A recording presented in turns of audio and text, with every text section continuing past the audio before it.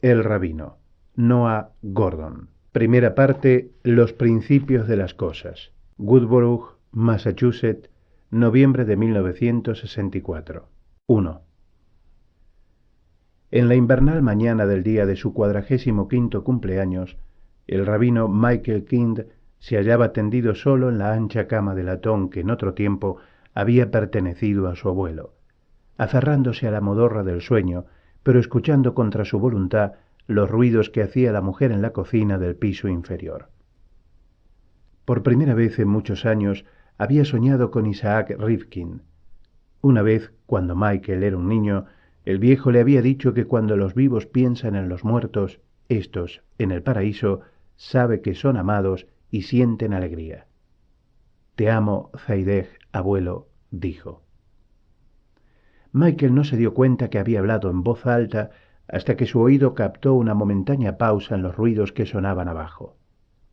La señora Moscovitz no comprendería que un hombre que acababa de franquear la frontera de la madurez encontrara consuelo en hablar a un hombre que había muerto hacía casi 30 años. Raquel ya estaba sentada en la anticuada mesa del comedor cuando él bajó la escalera. Era una costumbre familiar que las mañanas de cumpleaños se celebraran con tarjetas y pequeños regalos apilados sobre la mesa del desayuno. Pero la fuerza perpetuadora de esta costumbre era Leslie, la esposa del rabino, y ésta se hallaba ausente desde hacía casi 3 meses. El espacio existente junto a su plato se encontraba vacío. Raquel, con la cabeza agachada y la barbilla rozando el mantel, seguía con los ojos el texto del libro que había apoyado contra el azucarero. Llevaba su vestido azul de marinero, con todos los botones abrochados y calcetines limpios, pero, como de costumbre, la rebeldía de sus espesos cabellos rubios era superior a la paciencia de sus 8 años. Estaba leyendo con furiosa concentración, pasando rápidamente los ojos de una línea a otra, mientras trataba de atiborrarse de la mayor cantidad posible de lectura antes de la interrupción que sabía inevitable. Ganó unos pocos segundos gracias a la entrada en el comedor de la señora Moscovitz con el zumo de naranja. «Buenos días, Rabí», dijo calurosamente la asistenta. «Buenos días, señora Moscovitz». Michael fingió no darse cuenta de su fruncimiento de cejas. Hacía varias semanas que ella le insistía para que la llamara Lena. La señora Moscovitz era la 4ª asistenta que había tenido en las 11 semanas transcurridas desde la marcha de Leslie. Tenía la casa llena de polvo. Preparaba unos huevos fritos que parecían goma, hacía caso omiso de sus peticiones de simis y kugel, y todos sus guisos procedían de latas de conservas, para las que esperaba encendidas alabanzas. «¿Cómo quiere los huevos, Rabí?», preguntó poniéndole delante un bazo de zumo de naranja helado que él sabía estaría aguado y mal diluido. «Pasados por agua, por favor, señora Moscovitz». Centró su atención en su hija que, entretanto, había ganado 2 páginas. «Buenos días. Tendré que cepillarte el pelo yo mismo». «Buenos días». Volvió una página. «¿Cómo está el libro?» «Pss». Lo cogió y miró el título. Ella suspiró. Sabía que el juego había terminado. Era una obra juvenil de misterio. El rabino dejó el libro en el suelo, junto a su silla. Del piso de arriba llegó una explosión de sonidos, indicadora de que Max se había despertado lo suficiente como para coger su armónica. Cuando disponía de tiempo, el rabino King disfrutaba representando a Saúl y David con su hijo de 16 años, pero sabía que, a menos que le interrumpiese, Max no desayunaría. Le llamó y la música cesó en medio de uno de aquellos pretendidos cantos populares. Un par de minutos después, Max estaba sentado a la mesa con ellos, con la cara recién lavada y el pelo mojado. «No sé por qué esta mañana me siento viejo», dijo el rabino. Max sonrió. «Vamos, papá, si todavía eres un chiquillo», dijo cogiendo una tostada. El rabino dio unos golpecitos con la cuchara en la cáscara del huevo, mientras la autocompasión se instalaba a su alrededor como el perfume de la señora Moscovitz. Los huevos pasados por agua estaban duros. Los niños comían lo suyo sin quejarse, aplacando su apetito, y él comió el suyo sin saborearlo, satisfecho con solo verles. Afortunadamente, pensó, se parecían a su madre. Sus cabellos tenían el color de la luz de las velas al reflejarse sobre el cobre, los dientes eran blancos y sanos y el cutis pecoso. Por primera vez reparó en que Raquel estaba pálida. Se inclinó y le cogió la cara con la mano. «Sale esta tarde», dijo. «Súbete a un árbol, siéntate en el suelo, que te entre un poco de aire fresco en los pulmones». Miró a su hijo. «Quizá tu hermano, el gran atleta, quiera llevarte a patinar». Max movió la cabeza. «Imposible. Oye, puedo comprarme unos patines de hockey cuando llegue mi cheque de Hanukkah del abuelo Ab». Nota de grabación: Hanukkah es la fiesta de los macabeos en la cual se conmemora la fugaz victoria que éstos lograron sobre las tropas de Antíoco Epífanes. Se celebra durante los 8 días que siguen al 25 del mes de Kislev. Fin de nota. «Todavía no lo has recibido. Pregúntamelo cuando llegue». «Papá, ¿puedo ser María en nuestra procesión de Navidad?» «No». «Eso es lo que dijo la señorita Emmons, ¿qué dirías?» Echó hacia atrás su silla. «Sube y trae tu cepillo, Raquel, para que te arregle el pelo. Date prisa, no quiero ser causa de que se queden sin minyan en el templo». Nota de grabación. Minyan, número de personas igual a 10, requerido para la oración en comunidad. Los niños pueden formar minyan desde el momento en que se convierten en bar mitzvah. Fin de nota. Atravesó la ciudad bajo la grisácea luz matinal del invierno de Massachusetts. Bet Shalom, la Casa de la Paz, se hallaba solo a 2 manzanas al norte del distrito comercial de Woodborough. Era un edificio anticuado, construido hacía 28 años, de sólida planta, y hasta el momento había conseguido impedir que se llevara a la práctica la idea de algunos miembros de la congregación que quería construir un templo más moderno en los suburbios. Aparcó el coche bajo los arces, subió las escaleras de ladrillo rojo y penetró en el templo, como venía haciendo todas las mañanas desde hacía 8 años. Una vez en su despacho, se quitó el abrigo y cambió su vieja fedora o sombrero de fieltro marrón por un casquete negro. Luego, murmurando la bendición, rozó con los labios el borde de su tal-lit. Se echó el manto de oración sobre los hombros y se dirigió por el sombrío corredor hacia el templo, contando automáticamente con los ojos a los hombres sentados en los bancos mientras les daba los buenos días. 6, incluyendo los 2 enlutados. Joel Price, que acababa de perder a su madre, y Dan Levine, cuyo padre había muerto hacía 6 meses.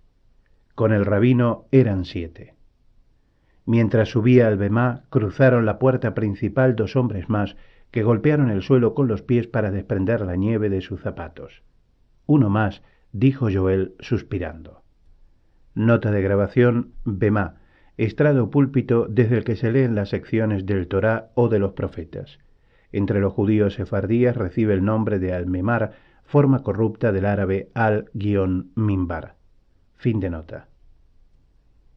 Michael sabía que estaba nervioso por la posibilidad de que no se reunieran los 10 hombres necesarios para recitar el Kadish, la oración que los judíos piadosos ofrecen cada mañana y cada noche durante los 11 meses siguientes a la muerte de un pariente. El 10º hombre era el que siempre le hacía sudar. Nota: Kadish, plegaria escrita en arameo que se recita al final de las oraciones de la mañana, de la noche y en los funerales. Los hijos varones la recitan durante un año cuando mueren sus padres y después en los aniversarios. Por esta razón, Kadish se emplea también a veces para indicar hijo. Fin de nota. Pasó la vista por el templo vacío y pensó: Santo Dios, haz, Señor, que ella mejore hoy. Ella lo merece de ti, yo la amo. Ayúdala, Señor, ayúdala. Amén. Dio comienzo al servicio con las bendiciones matutinas, que no son oraciones de comunidad y no requieren un minyan de 10 hombres. Bendito eres tú, oh Señor Dios nuestro, Rey del universo, que has dado al gallo inteligencia para distinguir entre el día y la noche. Bendijeron a Dios por concederles fe, libertad, masculinidad y vigor. Estaban alabándole por alejar el sueño de sus ojos y la pesadez de sus párpados cuando llegó el 10º hombre, Jake Lazarus, el recitador, soñolientos todavía los ojos y pesados los párpados. Los hombres sonrieron al rabino y se tranquilizaron.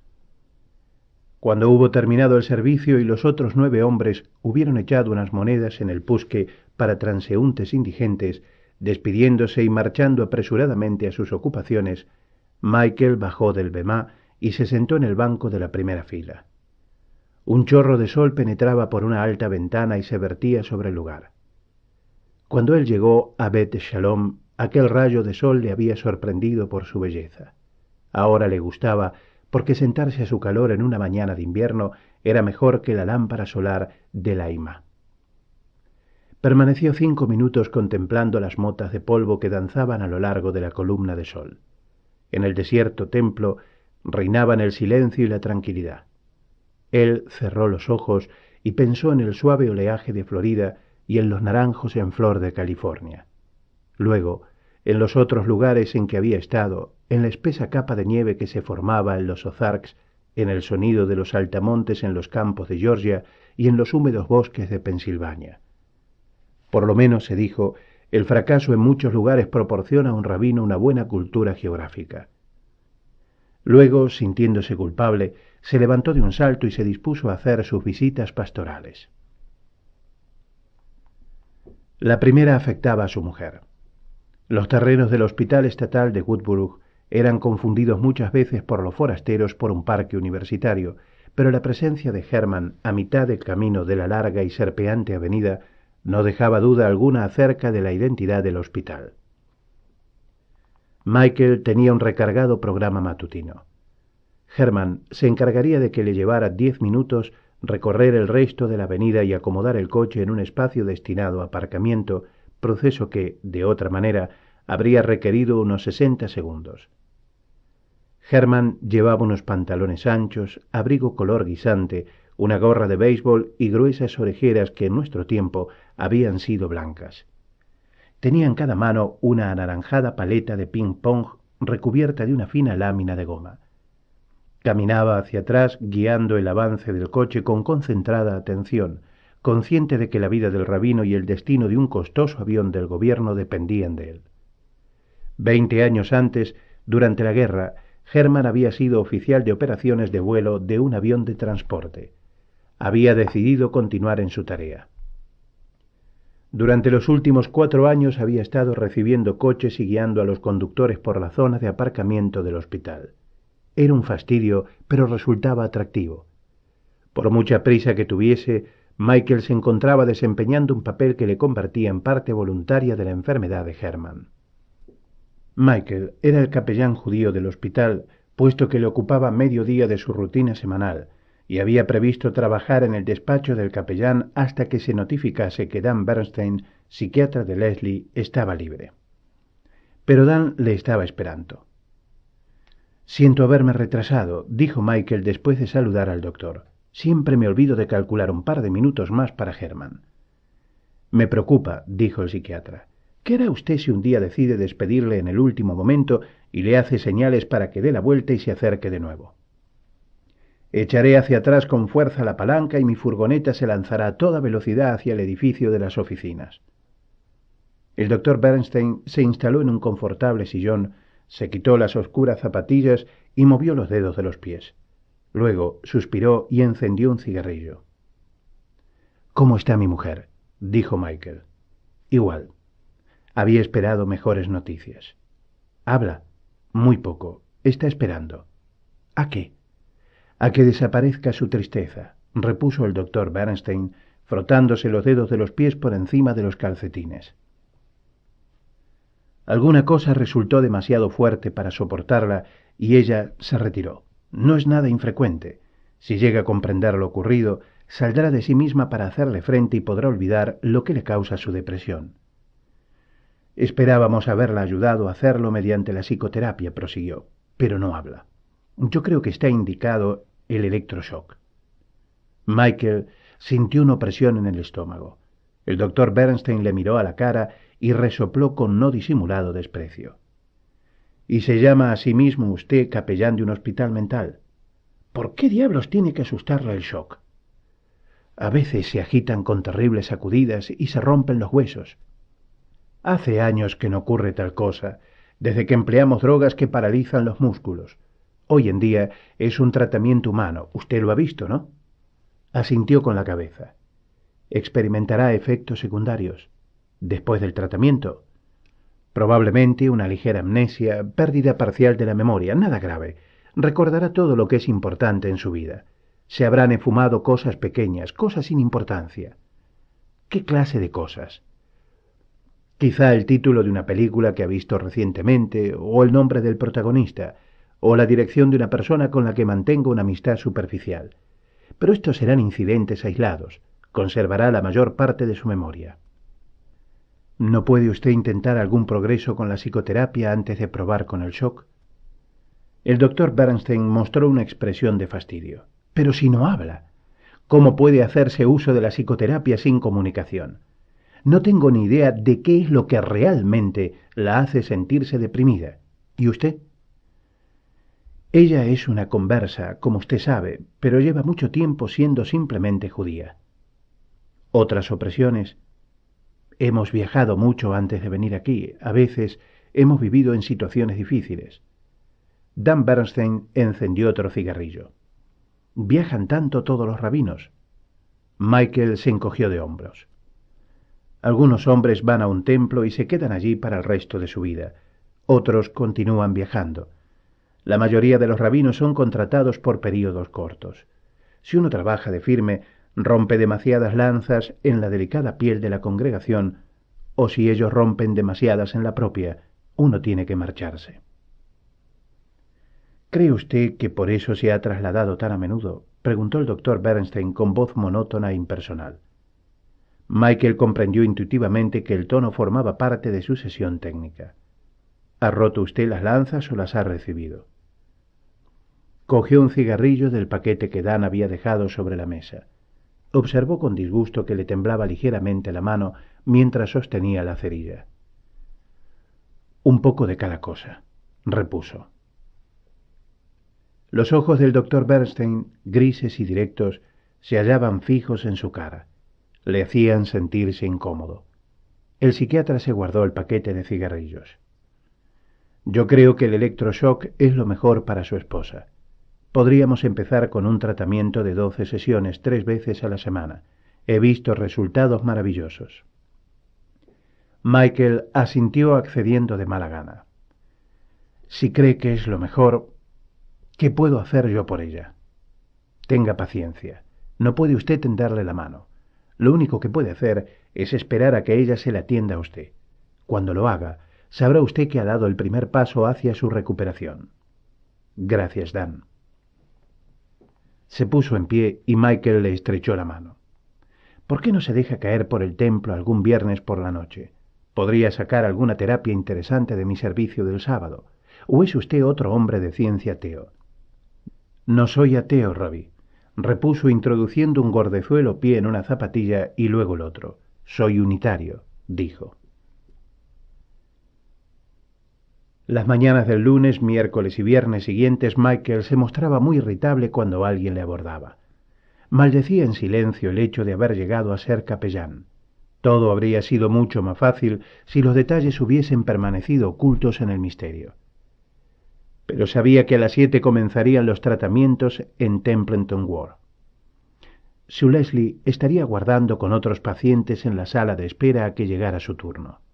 Entonces, las enfermeras la llevarían a una cama y ella se tendería. El ayudante le quitaría los zapatos y los deslizaría debajo del delgado colchón.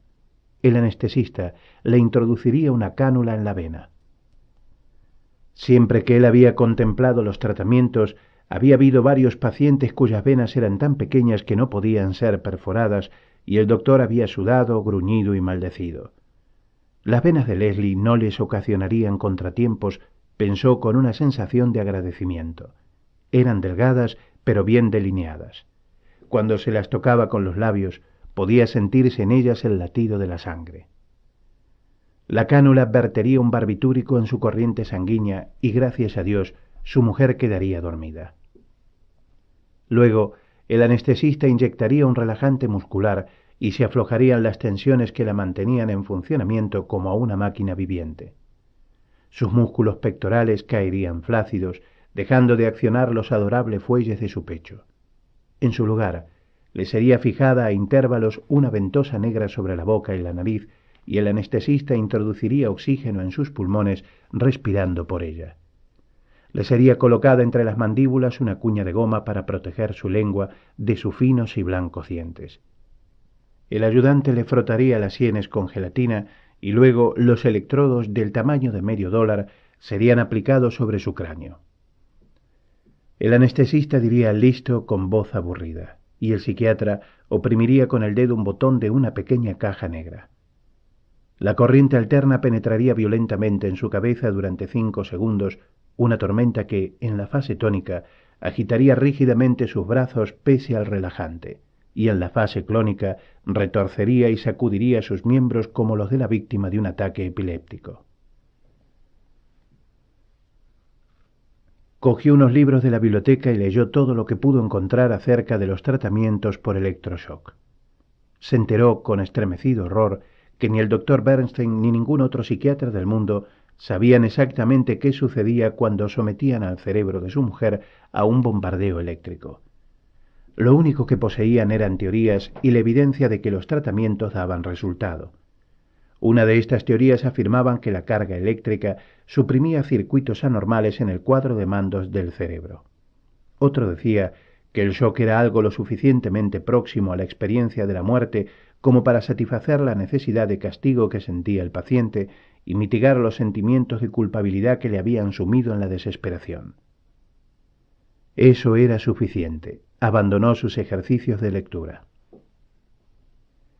Cada día que había tratamiento llamaba al hospital a las 9 de la mañana y una enfermera le informaba con voz nasal e indiferente de que no se había producido ninguna novedad en el tratamiento y de que la señora King descansaba apaciblemente. Deseaba evitar a la gente. Se dedicaba a sus papeles, poniéndose al día con su correspondencia por primera vez en su vida, e incluso limpió los cajones de su escritorio. Sin embargo, el 10º día desde el comienzo del tratamiento por electroshock de Leslie, su cargo de rabino le absorbió por entero.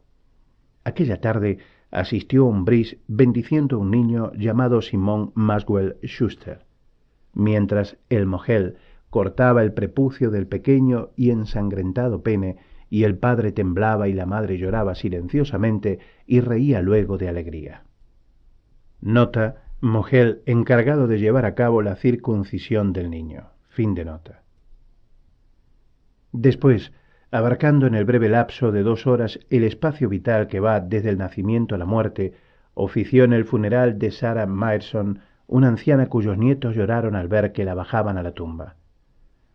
Había caído ya la noche cuando regresó a casa. Estaba mortalmente cansado.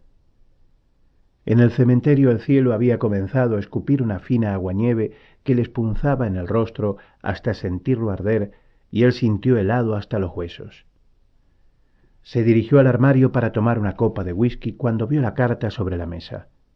Al cogerla y ver la letra del sobre, la abrió con manos torpes. Estaba escrita a lápiz en un ordinario papel azul de cartas, probablemente prestado. Mi querido Michael, anoche una mujer del otro extremo del pasillo gritó que un pájaro estaba batiendo sus alas contra su ventana, y finalmente acudieron y le pusieron una inyección y ella se quedó dormida. Y esta mañana un ayudante ha encontrado el pájaro, un gorrión cubierto de hielo, tendido en el camino, y cuando le dieron leche caliente con un cuentagotas revivió y se lo llevó a la mujer para demostrarle que estaba perfectamente. Lo dejaron en una caja en el dispensario, pero esta tarde ha muerto. Yo me tendí en la cama y recordé los sonidos de los pájaros en los bosques frente a nuestra cabaña de los Ozarks, y cómo solía acurrucarme entre tus brazos y escucharlos después de haber hecho el amor. Nuestros corazones eran la única cosa que podíamos oír en la cabaña, y los pájaros la única cosa que podíamos oír afuera. Quiero ver a mis hijos. Están bien. Ponte ropa interior de lana cuando hagas tus visitas pastorales. Come verduras y abstente de las especias. Feliz cumpleaños, pobrecillo mío. Leslie.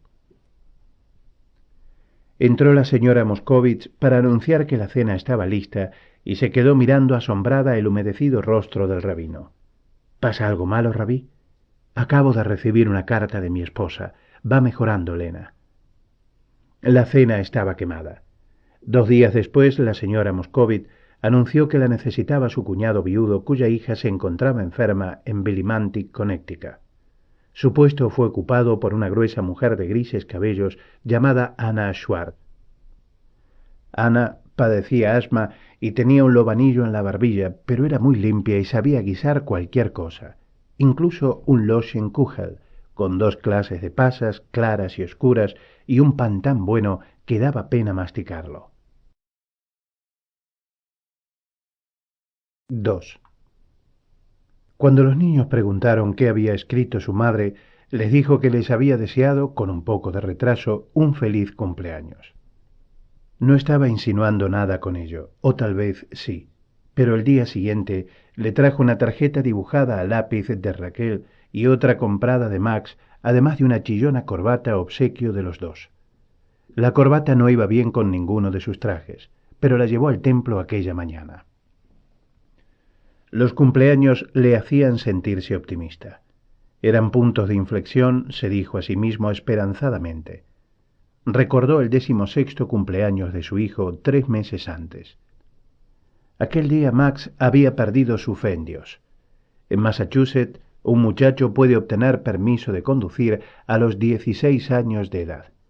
Michael había enseñado a Max a conducir el Ford y el muchacho debía presentarse en el registro de vehículos a motor para el examen de conducir la mañana anterior a su cumpleaños, que caía en sábado. El sábado por la noche tenía una cita con Desaimi Kaplan, una joven de ojos azules y rojos cabellos que a Michael le hacía envidiar a su hijo. Tenían pensado ir a un baile en un granero de la orilla del lago.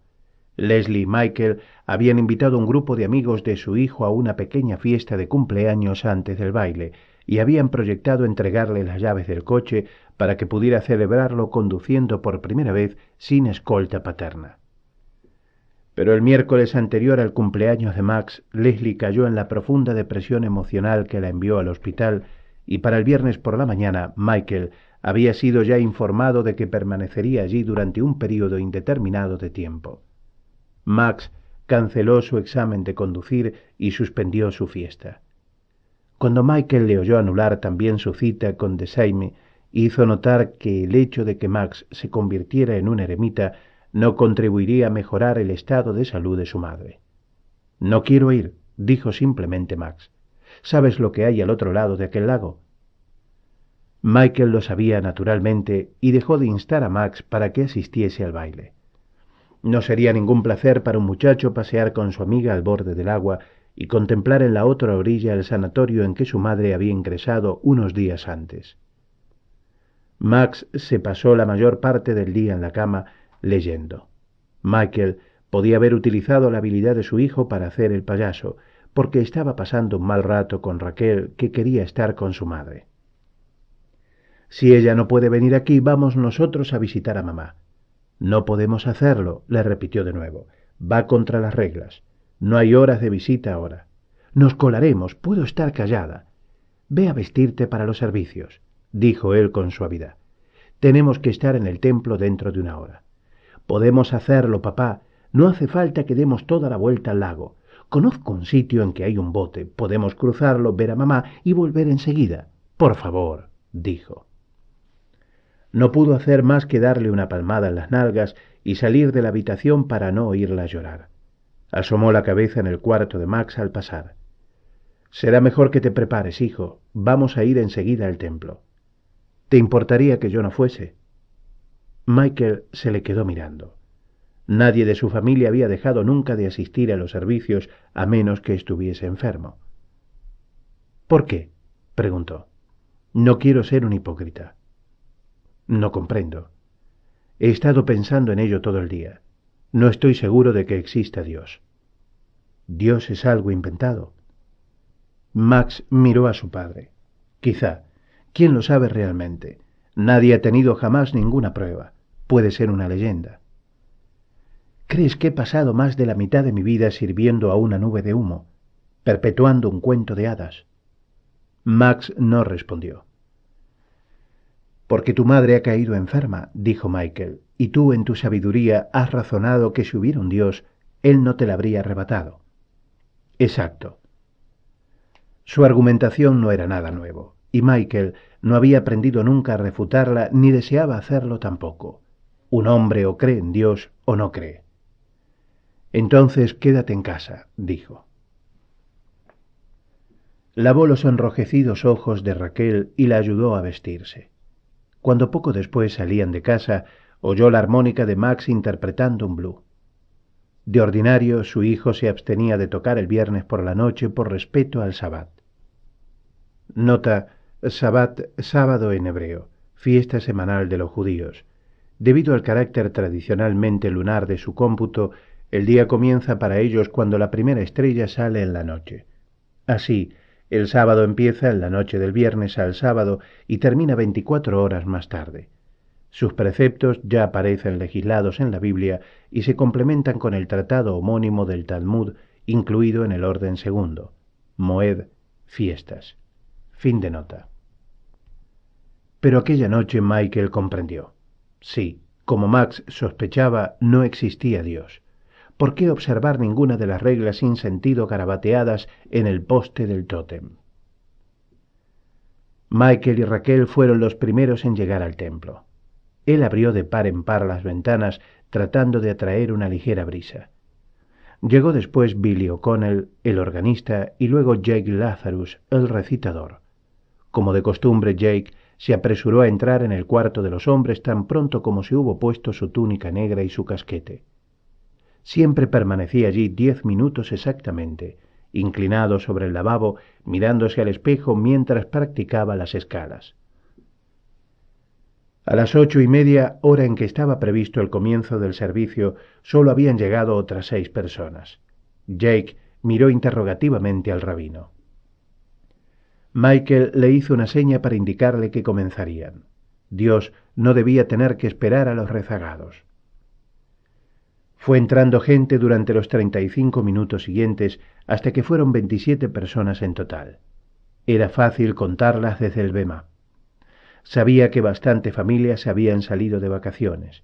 También sabía que podía reunirse por lo menos un minyan en una bolera situada a poca distancia de allí, que aquella noche se estaba celebrando varios cócteles y que los teatros ambulantes, los clubes y varios restaurantes chinos albergaban, sin duda, más miembros de su congregación que el templo. Años antes, el conocimiento de que solo un puñado de su pueblo había acudido a la sinagoga para recibir el Sabbat habría sido un cuchillo hincado en sus entrañas. Pero desde hacía mucho tiempo había aprendido que para un rabino hasta un solo judío constituye compañía satisfactoria en la oración. Se hallaba en paz consigo mismo mientras dirigía el servicio para un minúsculo grupo que apenas llenaba las 2 primeras filas de bancos. La noticia de la enfermedad de Leslie se había propalado como siempre ocurre con estas cosas, y varias de las señoras se mostraron notablemente solícitas con Raquel durante el Oneg Shabbat, el período de descanso siguiente al servicio. Michael se sintió agradecido. Se quedaron hasta bastante tarde deseando la compañía del rebaño. Cuando llegaron a casa, la luz en el cuarto de Max estaba apagada y Michael no le molestó. El sábado fue una repetición del viernes. El Sabbat, por regla general, era un tiempo de descanso y meditación, pero aquel día no había paz en la casa de los King. Cada uno de ellos sufría a su manera. Poco después de cenar, Michael fue avisado de que había muerto la esposa de Jack Glickman. Eso quería decir que tendría que pasar la velada en una visita de condolencia. Detestaba la idea de dejar a los niños. ¿Quieres salir?, preguntó a Max. Si quieres, llamo a alguna persona para que se quede con Raquel. No voy a ir a ninguna parte. Ella estará perfectamente. Más tarde Max recordó que, después de salir su padre, él había dejado su libro y se había detenido un momento en la habitación de Raquel mientras iba al baño. Apenas se había oscurecido, pero ella ya estaba con el pijama puesto, echada de cara a la pared. Raquel, dijo con suavidad, ¿estás dormida? No hubo contestación, por lo que se encogió de hombros y siguió adelante. Volvió a su libro, esta vez sin dejarlo, hasta que, una hora después, sintió las punzadas del hambre. Al dirigirse a la cocina, pasó de nuevo junto a la habitación de Raquel. La cama estaba vacía. Perdió 5 minutos recorriendo la casa y luego el patio, llamándola por su nombre y sin atreverse a pensar en el lago y en el bote al que ella había estado deseando subir para lanzarse en brazos de su madre. Ni siquiera sabía si se trataba de un bote real o imaginario, pero sabía que tendría que llegarse al lago. Su padre se había llevado el coche, por lo que solamente podía disponer de la odiada bicicleta. La descolgó de los 2 oxidados clavos de que se hallaba suspendida en la pared del garaje, observando con una mezcla de ira y de miedo que la bicicleta de Raquel faltaba de su acostumbrado lugar junto a la segadora mecánica. Luego pedaleó a través de la húmeda noche de agosto a toda velocidad de la que era capaz. Vivían a menos de 800 metros del lago Dir, pero sudaba abundantemente cuando llegó allí. Una carretera rodeaba el lago, pero no corría junto a la orilla, y los árboles ocultaban el agua incluso durante el día. Un estrecho sendero discurría paralelamente al borde del agua. Tenía una superficie irregular, surcada por las raíces de los árboles, y era imposible recorrerlo en bicicleta. Pero permaneció sobre su bicicleta tanto tiempo como Raquel había permanecido sobre la suya. Vio el rojizo resplandor de la luna sobre el reflector de la bicicleta de Raquel, donde ella la había dejado apoyada junto a un árbol al borde del sendero, y dejó caer la suya a su lado. «¡Raquel!», llamó. Los grillos chirriaban entre la hierba y el agua chasqueaba contra las rocas. Brillaba débilmente la luna y escudriñó con atención las aguas próximas a la orilla. «¡Raquel!». Alguien se echó a reír debajo de un árbol cercano y por un momento creyó que la había encontrado. Pero luego distinguió 3 figuras, 2 hombres en traje de baño y una mujer que no era muchos años mayor que él. Llevaba un sostén y una falda de algodón y estaba sentada con la espalda apoyada contra un árbol, con las rodillas al aire. La luna brillaba suavemente en sus muslos. Volvió a reírse. «¿Has perdido a tu chica, hijito?» «Mi hermana», dijo Max. «Han visto una niña, tiene 8 años». Los 3 tenían en la mano latas de cerveza abiertas.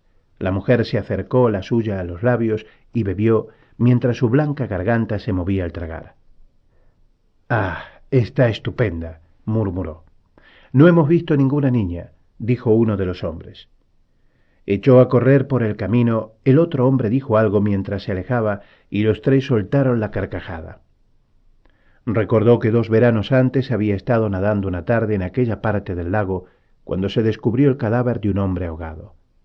El pelo del hombre chorreaba cuando lo sacaron y su carne parecía de pasta. Raquel solamente sabía chapotear a estilo perro y cuando intentaba hacer el muerto se le metía agua en la nariz. «Por favor, Dios», exclamó. «Oh Dios, por favor, por favor, por favor». Continuó corriendo y corriendo, tropezando en el áspero sendero, demasiado jadeante ya para gritar, rezando silenciosa e incesantemente. El bote estaba a unos 60 metros de distancia de la orilla cuando lo vio. Era un viejo esquife. Parecía negro a la luz de la luna y estaba mal enfilado, apuntando con la proa a la orilla próxima. Una pequeña figura con pijama blanco se hallaba sentada en un rincón de la popa.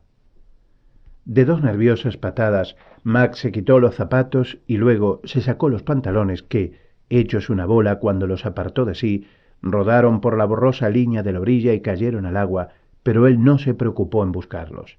En lugar de ello, se arrojó al lago.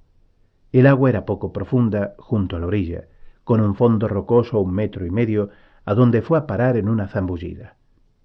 Su pecho rozó ligeramente las rocas. Luego se elevó y empezó a nadar hacia el bote, moviendo rápidamente las piernas.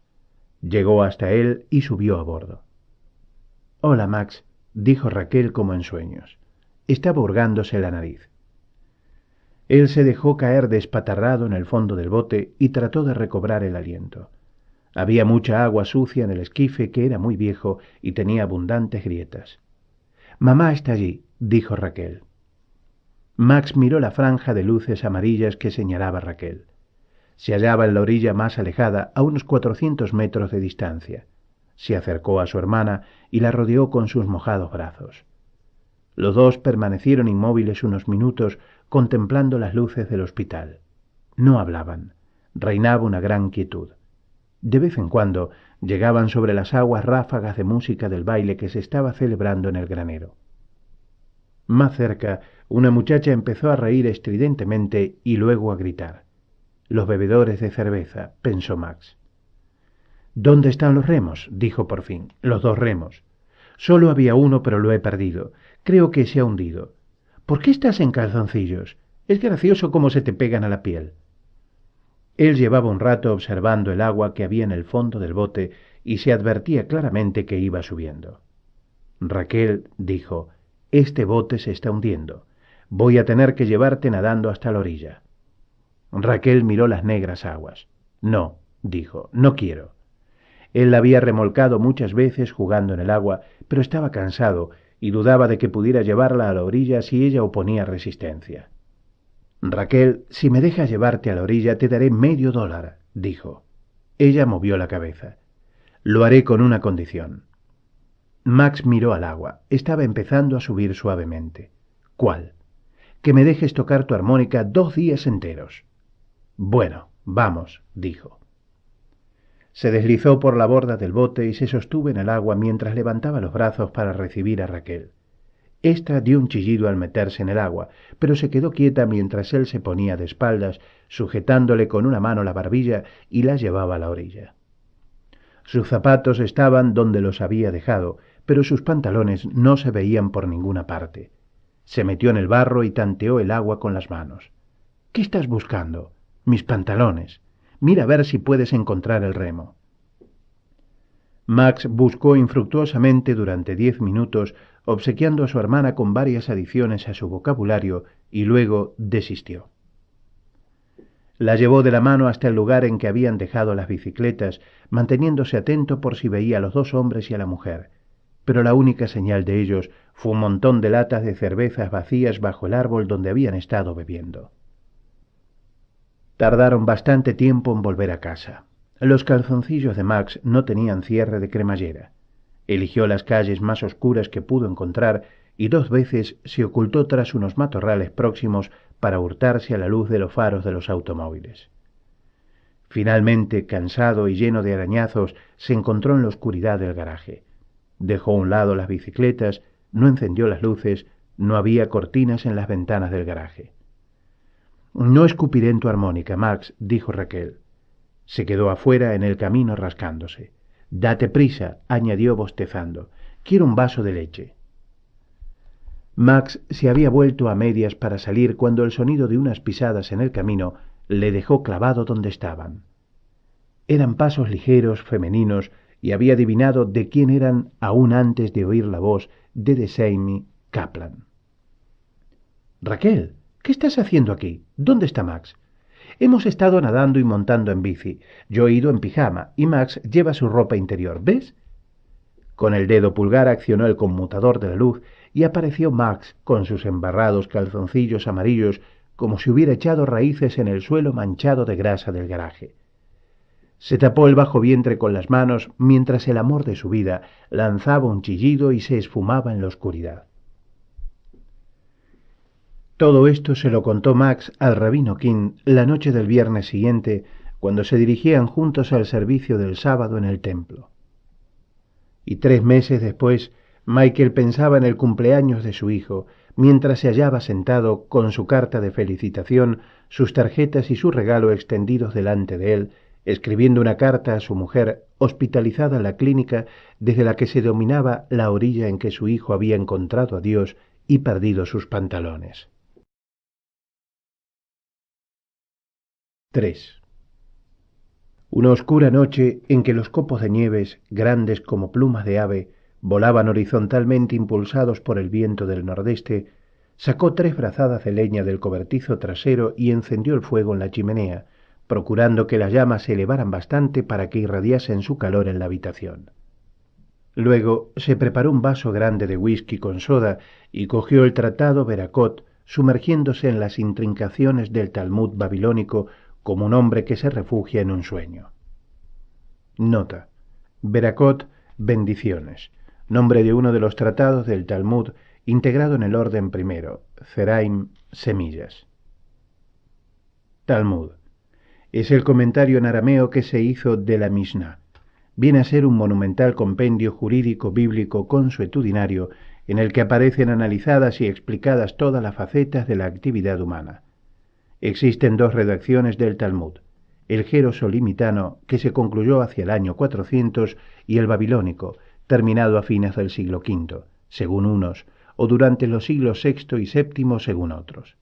Está dividido siguiendo a la Mishnah en 6 grandes apartados u órdenes. 1. Zeraim, semillas. 2. Moed, fiestas. 3. Nashim, mujeres. 4. Nezikin, prejuicios. 5. Kodashim, santidades. 6. Tajarot, cosas puras. Fin de nota. Era la clase de velada que no había pasado hacía mucho tiempo. Permaneció leyendo hasta después de las 11, levantándose de su silla solo para echar más leña al fuego y darle las buenas noches a sus hijos. Luego, bostezando y desperezándose, se sentó para examinar la correspondencia del día. El joven Jeffrey Codet había pedido que le suministrara referencias para acompañar su solicitud para el MIT. Era la clase de asunto que quedaría olvidado si esperaba a dictárselo a Deborah Cantor, su secretaria. Tomó la pluma y escribió un borrador que podía entregarle a la mañana siguiente para que lo pasara a máquina. Había también una carta de la Asociación de Alumnos del Columbia College, informándole que dentro de 18 meses él y sus compañeros de promoción celebrarían su 25ª reunión. Además de tomar las medidas necesarias para su asistencia, sería tan amable de remitirles dentro de los 3 meses siguientes una autobiografía para su inclusión en el libro de clase del cuarto de siglo. Volvió a leer la carta moviendo aturdido la cabeza. Un cuarto de siglo. Se sentía demasiado cansado para hacer nada más que escribir a Leslie. Cuando hubo cerrado el sobre, se dio cuenta de que se le habían acabado los sellos. Era un problema, ya que echaba la carta al correo todas las mañanas cuando se dirigía a los servicios matutinos antes de que se abriera la oficina postal. Recordó que Max solía llevar un librito de sellos en la cartera. Cuando entró en la habitación de su hijo, éste estaba profundamente dormido, despatarrado en la cama y roncando suavemente. Una pierna le asomaba por debajo de la manta. El pijama le estaba demasiado corto y Michael observó con regocijo que sus pies eran ya muy grandes. Sus pantalones estaban colgados con descuidada eficiencia en el cajón superior de su cómoda. Michael sacó la cartera del bolsillo. Estaba llena de toda clase de extraños y resobados papeles. Mientras buscaba el librito de sellos, sus dedos tropezaron con algo distinto. Era un objeto pequeño, de forma oblonga y cubierto por una lámina fina de aluminio. Resistiéndose a creer lo que le indicaban las yemas de sus dedos, lo llevó a la puerta y leyó a la luz de la bombilla que brillaba en el pasillo las letras impresas en él. Los Trojan Enz son sometidos uno a uno a prueba en nuestras máquinas especiales que demuestran su impermeabilidad al agua. Compañía fabricadora de artículos de caucho Trenton, Nueva Jersey, Nueva York, N.Y. A su edad, se preguntó a sí mismo temerosamente. Aquel adolescente, aquel muchachuelo que esa misma mañana le había llamado papá. ¿Y con quién? ¿Con alguna mujerzuela ajada y posiblemente enferma? O peor aún, y Dios no lo quiera, con aquella bonita muchacha pelirroja. Levantó el objeto para que le diese la luz. La cubierta estaba gastada y resquebrajada. Recordó que hacía mucho tiempo él mismo había considerado como señal de madurez juvenil llevar, ya que no usar, semejante artilugio. Volvió a entrar en la habitación y al guardar de nuevo la cartera en los pantalones de Max, hizo caer un montón de monedas del bolsillo lateral. Repiquetearon contra el suelo, rodando y desparramándose por la habitación. Contuvo el aliento esperando que el muchacho se despertara, pero Max dormía como si estuviera drogado. Drogado. Encima eso se dijo sombríamente. Se agachó apoyando en el suelo las manos y las rodillas, no para rezar como un cristiano, sino para barrer el suelo con los dedos. Debajo de la cama encontró 2 níqueles, $0,25, 1 centavo, 3 calcetines y abundante polvo. Localizó la mayoría de las monedas y las volvió a meter en el bolsillo de los pantalones. Luego bajó la escalera, se lavó las manos y puso a calentar café. Mientras, tomando su segunda taza, escuchaba el boletín de noticias de medianoche, oyó el nombre de uno de sus fieles. Gerald E. Mendelssohn figuraba en la lista de casos graves del Hospital General de Woodborough. Su pierna derecha había quedado aprisionada entre 2 piezas de maquinaria pesada durante el turno de noche de la fundición Suffolk. Los Mendelssohn era un matrimonio nuevo en la ciudad, probablemente con pocos amigos todavía, pensó lleno de fatiga. Afortunadamente no llevaba aún el pijama. Se puso la corbata, la chaqueta, el abrigo, el sombrero y sus botas de hebillas y salió de la casa lo más silenciosamente posible. Las calles se encontraban en mal estado. Condujo lentamente el coche por entre las oscuras casas a cuyos dormidos ocupantes envidió. Mendelssohn estaba sin afeitar y su pálido rostro parecía el de un cuadro sobre la crucifixión. Se hallaba tendido en una cama del hospital, en una habitación de la sala de urgencia, inconsciente por las drogas que le habían sido administradas, pero lanzando fuertes gemidos. Su esposa estaba sufriendo. Era una mujer menuda y atractiva, de pelo castaño, ojos grandes, pecho liso y uñas largas y rojas. Se concentró desesperadamente y logró recordar su nombre, Jean. Creyó recordarla llevando sus hijos al templo para las clases de hebreo. ¿Hay alguien en casa con los niños? Ella movió afirmativamente la cabeza. Tengo muy buenos vecinos, irlandeses. Su acento parecía de Nueva York, Brooklyn. Era de Flatbush. Se sentó con ella y habló de los barrios que recordaba. El hombre tendido en la cama gemía a intervalos regulares. A los 2:15 se lo llevaron. Mientras se le amputaba la pierna, Michael y la mujer aguardaron en el pasillo. Después, la mujer pareció aliviada. Cuando finalmente se despidió de ella, sus hinchados ojos estaban soñolientos y tranquilos como los ojos de una mujer apasionada después del amor. Mientras volvía a casa dejó de nevar. Las estrellas, sazonadas y brillantes, colgaban bajas en el oscuro cielo. Por la mañana, mirando su imagen reflejada en el espejo mientras se afeitaba, descubrió que ya no era joven. Le clareaba el cabello, su nariz se estaba tornando aguileña y encorvada como la del judío de los chistes antisemitas, su carne estaba floja y sus mejillas cedían bajo la capa de jabón. Era como una hoja que se sintiera a sí misma volverse quebradiza y frágil, pensó. Algún día caería del árbol y el mundo proseguiría su marcha sin reparar apenas en su desaparición de la escena. Se dio cuenta de que había olvidado casi por completo el sabor de la primavera de su vida, pero ahora era ya otoño sin lugar a dudas. Cuando sonó el teléfono, se separó del espejo con una sensación de alivio. Era el doctor Bernstein.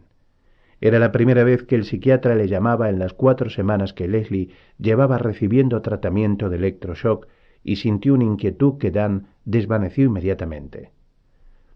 Su mujer puede ir a casa a hacer una visita, si quiere, le informó con tono indiferente. ¿Cuándo? Cuando usted diga. Canceló 2 citas y se dirigió inmediatamente al hospital. Ella se hallaba sentada en su pequeña habitación cuando entró Michael. Llevaba los rubios cabellos estirados hacia atrás y recogidos sobre la nuca con una gruesa y fea banda elástica en el estilo de cola de caballo que él no le había visto llevar desde hacía muchísimos años. En vez de darle un aspecto juvenil, le hacía parecer una matrona. Llevaba un limpio vestido azul de algodón y el carmín de sus labios había sido aplicado recientemente. Había ganado mucho peso, pero le favorecía. «Hola», dijo él. Al principio temió que todo iba a ser como en los primeros días de su enfermedad. Ella le miró y no emitió ningún sonido, pero luego sonrió y empezó a llorar. «Hola», dijo. Se sintió a gusto entre sus brazos. Él aspiró con ansia el olor a Leslie que durante tanto tiempo había estado echando de menos, una combinación de jabón Camay, crema para las manos Paquín y cálida carne y la apretó contra sí. Gracias, Señor. Amén. Se besaron con torpeza, sintiéndose de pronto muy tímidos. Luego, cogidos de las manos, se sentaron en el borde de la cama. La habitación olía a un fuerte desinfectante. ¿Y los niños?, preguntó ella. Muy bien, quieren verte en cuanto tú digas. He cambiado de opinión, no quiero verlos. Aquí de esta manera no. Quiero ir a casa lo antes posible. Acabo de hablar con el doctor Bernstein. Puedes ir a casa de visita si quieres. Oh, sí. ¿Cuándo? Ahora. Michael habló por teléfono con Dan y todo quedó arreglado. 5 minutos después, él la ayudó a subir el coche y se alejaron del hospital como dos mozalbetes que se dirigen a una cita. Leslie llevaba su viejo abrigo azul y un pañuelo blanco. Nunca había estado más bella, pensó él. Su rostro estaba animado y lleno de excitación. Eran poco más de las 11. Hoy es el día libre de Ana, dijo él. Leslie le miró con el rabillo del ojo. Ana. Le había hablado de Ana en sus cartas más de media docena de veces. La asistenta. ¿Paramos en algún sitio para comer? Oh, no. Vamos a casa. Ya encontraré algo que pueda preparar. Cuando llegaron, él dejó el coche en el camino y entraron por la puerta principal. Leslie erró por la cocina, el comedor y la salita de estar, enderezando cuadros y descorriendo cortinas. «Quítate el abrigo», dijo él. «Los niños se llevarán una sorpresa». Leslie miró el reloj de la chimenea. «Estarán aquí dentro de 3 horas». Se quitó el abrigo y lo colgó en el armario del vestíbulo. «¿Sabes lo que quiero? Un buen baño caliente. Quiero estar dentro del agua un buen rato. No me importa que no vuelva a ducharme mientras viva. Como quieras». Michael subió y le preparó el agua del baño, echando en ella parte de las sales que no habían sido usadas desde su marcha.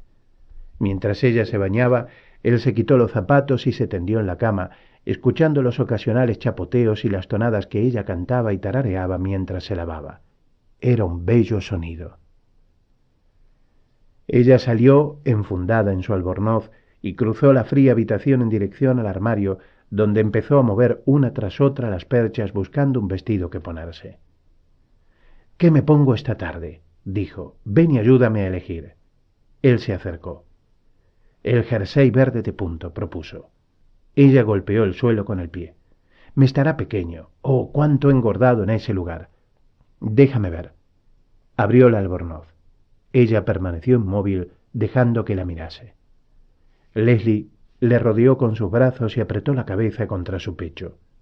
«Oh, Michael, me estoy helando. Ven, yo te calentaré». Leslie esperó mientras él se despojaba apresuradamente de sus ropas.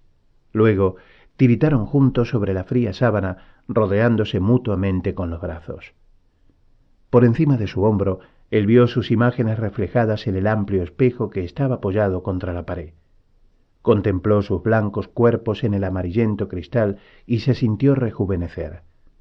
La hoja ya no era frágil y quebradiza, estaba llena de verano en lugar de otoño. Al poco rato dejaron de temblar y entraron en calor. Él le pasó suavemente la mano por la espalda y acarició toda la riqueza de su fragante y blando cuerpo. Y ella lloraba silenciosamente de una forma que le partía el corazón triste y desesperanzadamente. «Michael, no quiero volver allí», dijo. «No puedo volver». «Será solo por poco tiempo», respondió él. «Muy poco tiempo, te lo prometo». Leslie apoyó su boca contra la de él, cálida y amorosa. Después ella le secó los ojos con la sábana. Luego hizo lo mismo con los suyos. «Vaya par de tontos», dijo. «Bienvenida a casa. Gracias». Apoyó la cabeza en una mano y se le quedó mirando unos momentos. Luego sonrió con la misma sonrisa que él veía todos los días en el rostro de su hija, pero ésta más madura, más sazonada. Michael saltó de la cama y se dirigió a la cómoda para coger un peine y un cepillo, volviendo a meterse bajo las sábanas mientras ella se reía al verle. Luego le quitó la fea banda elástica y dejó que el cabello le cayera libremente sobre el cuello, mientras ella se incorporaba en la cama con la colcha subida hasta la barbilla. Michael le cepilló el pelo y lo separó cuidadosamente, como solía hacer con Raquel. Luego tiró contra la pared más lejana la banda elástica. Leslie volvía a ser de nuevo la esposa que él tan bien conocía. Max y Raquel hablaron muy poco aquella noche, pero permanecieron junto a su madre como dos sombras gemelas. Después de cenar se sentaron a escuchar discos. Leslie en una silla con Max a sus pies y Raquel en su regazo, mientras Michael estaba tendido en el sofá fumando. Resultaba difícil decir a los niños que debía regresar al hospital, pero ella lo hizo con aire de naturalidad y con la clase de eficiencia que Michael había admirado siempre en ella. Raquel se fue a la cama a las 9. Max, ante la insistencia de Leslie, la besó y subió a hacer sus trabajos. Leslie guardó silencio durante la mayor parte del viaje de vuelta. «Ha sido un día magnífico», dijo a su marido. Le cogió la mano y la sostuvo largo rato. «¿Vendrás mañana?» «Vendré». Regresó lentamente a casa. Max estaba tocando la armónica y Michael se quedó un rato fumando y escuchando. Finalmente subió, hizo que Max se acostase, se duchó y se puso el pijama. Luego se tumbó en la oscuridad. El viento soplaba a ráfagas que sacudían la casa hasta hacer crujir las ventanas. La cama parecía tan grande y desierta como todo el mundo exterior. Permaneció despierto largo rato, rezando. A poco de dormirse, Raquel gritó asustada y luego sollozó. Volvió a gritar. Esta vez él la oyó y echó a correr descalzo por los fríos suelos hasta la habitación de la niña. La cogió en brazos y la colocó al otro lado de la cama, junto a la pared, para hacerse sitio. Raquel continuó sollozando en sueños con el rostro humedecido de lágrimas.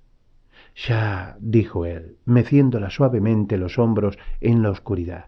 «Ya, ya». Raquel abrió los ojos, blancas ranuras en su rostro en forma de corazón. De pronto sonrió y se apretó contra él, que sintió en el cuello el húmedo contacto de su cara. «Feigilé», pensó, pajarillo. Recordaba los problemas que había tenido él a su edad, cuando su propio padre tenía 45 años. Santo Dios, recordaba a su Saideh, su abuelo, cuando él no tenía muchos más años que ahora Raquel. Se quedó inmóvil en la oscuridad, tratando de recordarlo todo.